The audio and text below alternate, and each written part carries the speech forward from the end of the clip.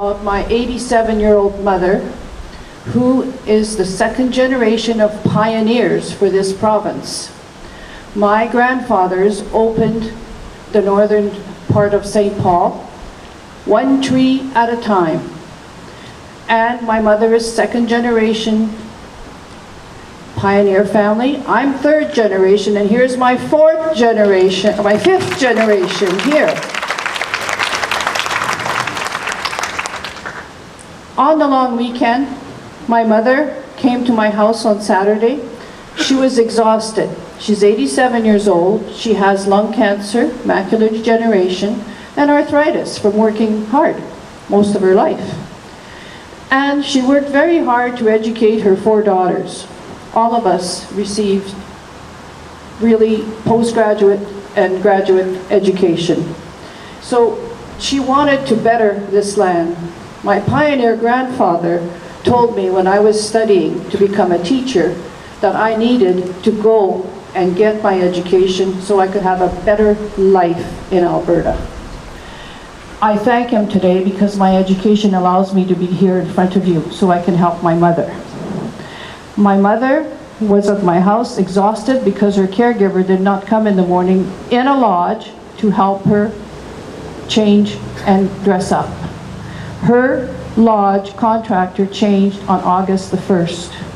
That's when her life changed, when she woke up in the morning to see a caregiver she knew from the old company with a caregiver that she didn't know from the new company, who was dressed in a costume for my mother because my mother does not know people from other lands she was a Muslim lady. My mother's not racist. But getting woken up at 6:30 in the morning with that strange woman beside her, she panicked. That was the first day. Throughout the weeks, the days that passed in August, there was another situation where, again, she was told on Friday morning, the usual person who gave her bath from the old company had taken a job with the new company because she wanted to stay with her clients, was told that she now needed to go on 3rd floor. So my mother had to have a new person to bathe her. And this new person was of color, and my mother is not familiar with them either. And again, she was presented to her at 6:30 in the morning, and she didn't know who she was. So my mother did what some other people did.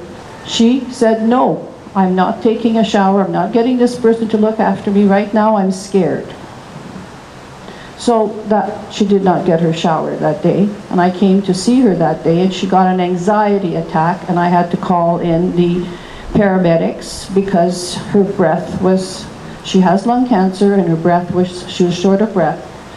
So thus was the first expense for the home care that Mr. Minister of Health has to pay for. How much money did he save that day when 3 firemen came, 3 paramedics came, and they spent their time with my mother when maybe they could have spent their time helping someone who was dying on the street or something else. That was on August 13th. Then on the long weekend, my mother had come to my house. Like I said, she was tired. I took her home and I gave her bath because she had not received the bath since Wednesday morning. So I gave her shower, and I waited after her shower with my husband to see when the caregiver would come and give her pills. This is Saturday of the long weekend. So, 8 o'clock, no one shows.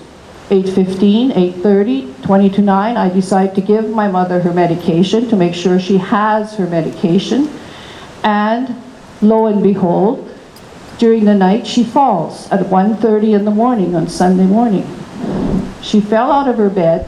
She does have a direct alert bracelet. She has used it in the past. For some reason that night she did not use her bracelet. Unfortunately for her, her caregiver who was due to come at 6:30 and 7 to give her medication did not show up again. So my mother stayed on the floor an extra 2 hours because someone at the table where she eats in the lodge noticed that she wasn't present. Now that made someone go up to check on my mother, and when they found my mother, they found her on the floor, soiled and distraught. They gave me a call and I came. And I became extremely angry when I saw that the bubble pack that was in her room had not been touched this morning, so she didn't get her medication. So I quickly told the paramedics she did not receive her morning meds, and where is this system taking us? And I was really panicking because my mother was sitting on a chair with a towel underneath her because she was soiled and the paramedics were working on her. They took the time to calm me down before I saw my mother so I wouldn't make my mother more excited than necessary. They decided that my mother did not need to go to the hospital that day, which was fine. I stayed with her. And I complained to CBI. And it took a phone call. And they said, someone will call you back. Someone did call me back. I complained around lunch hour. Someone did call me back around 3 o'clock. And this person, and I quote this person, on the phone told me, does your mother have a lifeline, Yolande? And I said, yes, my mother has a lifeline. Why didn't she press the button? I said, I do not know why she didn't press the button. She could have fainted. She could have done something that had something that we're not aware of. But that's not the issue. Well, Yolande, I have a suggestion for you. Next, place a note for your mother so that next time she falls, she will know that she needs to press her button. Now, tell me, people here, or Mr. Minister, where should I put the note?